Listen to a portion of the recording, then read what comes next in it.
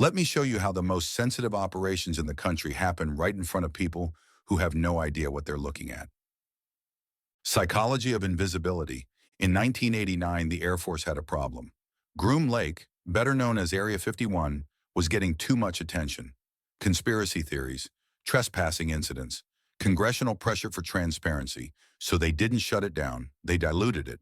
Between 1990 and 1995, the Air Force quietly acquired land surrounding Area 51 and built what insiders call annexes. Not one base, dozens of smaller facilities scattered across Nevada, each one designed to look like mining operations, utility stations, or simply nothing.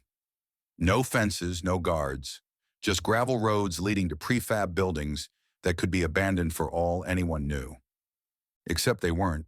The Tonopah Test Range, 70 miles northwest of Groom Lake, operated the F-117 Nighthawk stealth fighter program for 8 years before the public even knew the aircraft existed. Flight tests happened multiple times per week. Hundreds of personnel worked on site, and nobody noticed. Just because Tonopah looked like every other dead-end airstrip in Nevada. The hangars were unpainted. The runway had no markings. Satellite photos showed what appeared to be a defunct Cold War relic. It was the busiest covert test range in U.S. history, and it hid by looking abandoned. The Pentagon knew secrecy doesn't require walls. It requires context. Come on, if something looks classified, people investigate. If something looks boring, people ignore it. Don't you guys think? Hidden in the suburbs, Fort Meade, Maryland, population 11,000, sits between Baltimore and Washington, D.C. You can see it from I-295.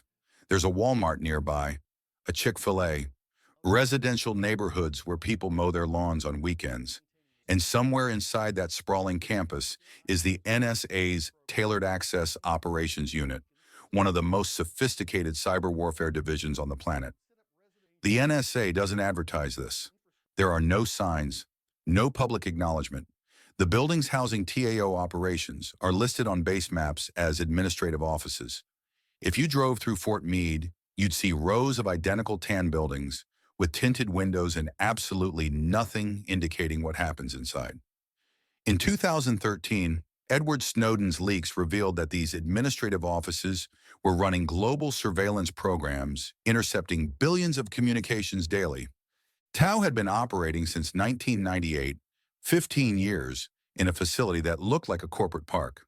Nobody questioned it because nobody thought to question it. This isn't unique to Fort Meade. Buckley Space Force Base in Aurora, Colorado, sits next to a FedEx distribution center and a suburban shopping mall. It hosts the 465th Space Wing, responsible for missile warning systems and satellite operations that track every launch on Earth. The base is visible from residential streets. Kids ride bikes past the fence line. The parking lot fills up every morning like any other office building.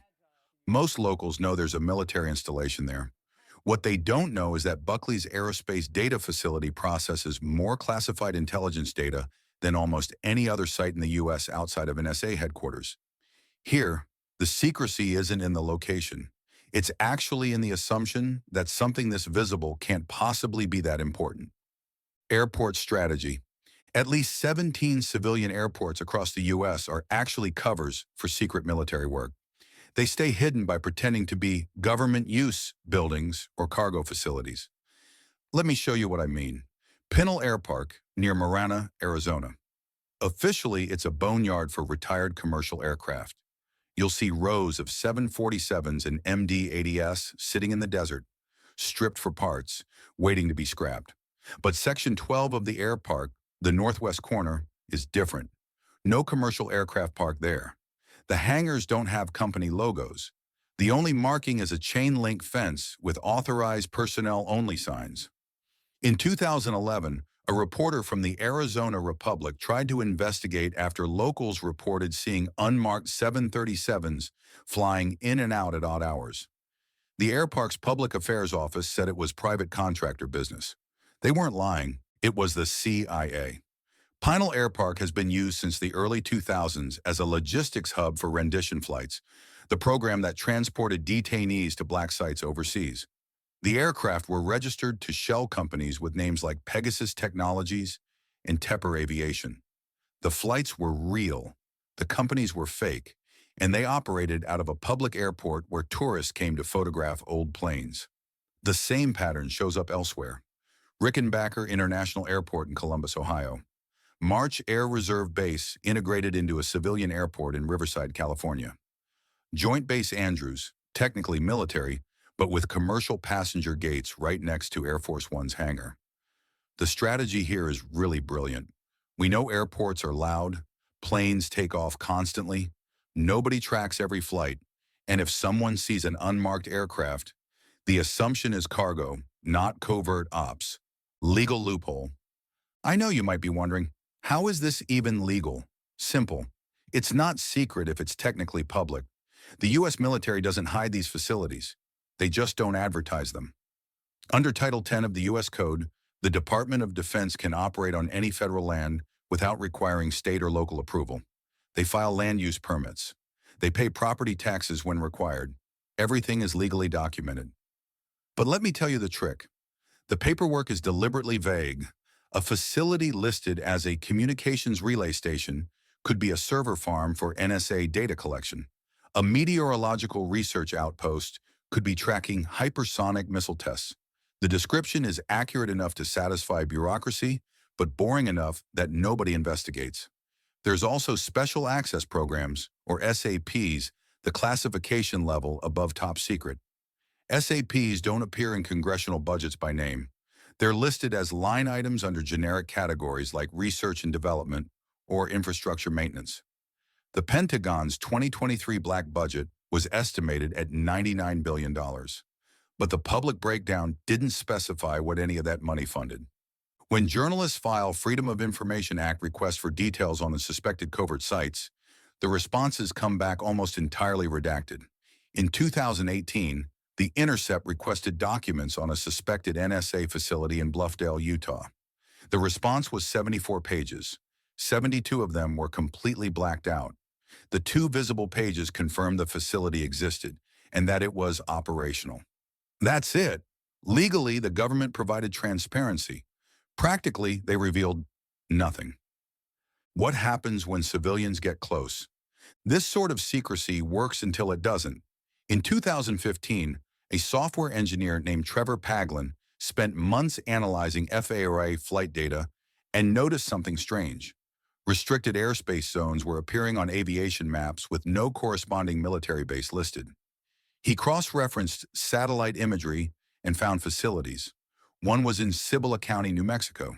No base, no official designation, just a cluster of buildings inside a restricted zone that extended 40 miles in every direction. Paglin published his findings. The Pentagon didn't deny it. They just said the site was not available for comment. It's still there, still restricted, still unnamed. In 2007, 2 hikers in Nevada accidentally crossed onto land adjacent to a suspected drone testing site near Creech Air Force Base. They were detained within 11 minutes by security personnel who appeared out of nowhere. No charges were filed. The hikers were driven back to the main road and told not to return. One of them later said the strangest part wasn't being caught. It was that the facility they stumbled near wasn't on any map, not Google, not official government listings. It simply didn't exist in any public record. Google Maps problem. Speaking of Google, if you search certain coordinates on Google Maps, you'll find pixelated blocks, areas where satellite imagery is intentionally blurred. Champagne Air Base in France. Blurred. Mururoa Atoll, site of French nuclear tests. Blurred. Volcano Island, Philippines, U.S. radar station. Blurred. It's weird. Some U.S. sites aren't blurred. They're just mislabeled. There's a facility in Indian Springs, Nevada, officially called Creech Air Force Base. Google Maps shows it. You can zoom in, see the runways, the hangars. What Google doesn't show is the classified annex 6 miles north, visible in satellite photos, but labeled on the map as Bureau of Land Management, Restricted Area. It's technically accurate, yeah. The BLM does manage the land. They just lease it to the Air Force for drone operations that the Pentagon doesn't publicly acknowledge. So the facility exists. It's on the map. But nobody knows what it is unless they already know what it is. Why ordinary is the best disguise? The entire system works because of one uncomfortable truth. People trust patterns. We see a warehouse. We assume it's storing something mundane. We see an office building. We assume people work boring jobs inside. We see an airport hangar. We assume it's for planes. The moment something looks too secure, barbed wire, guard towers, spotlights, it screams classified. But if it looks like every other building on the block, we don't even register it. This is why Fort Detrick in Maryland, home to the U.S. Army's biodefense research, has a Starbucks on site, not a military cafeteria.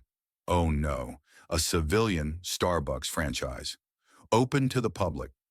Really, you can walk in, order a latte, and sit 200 meters from labs researching Category A bioterrorism agents. The coffee shop makes it feel normal, and normal is invisible. Now I want to hear from you. Have you ever driven past a building that just felt off? Like no signs, no activity, but somehow too clean, too secure, too deliberate to be abandoned? Be honest.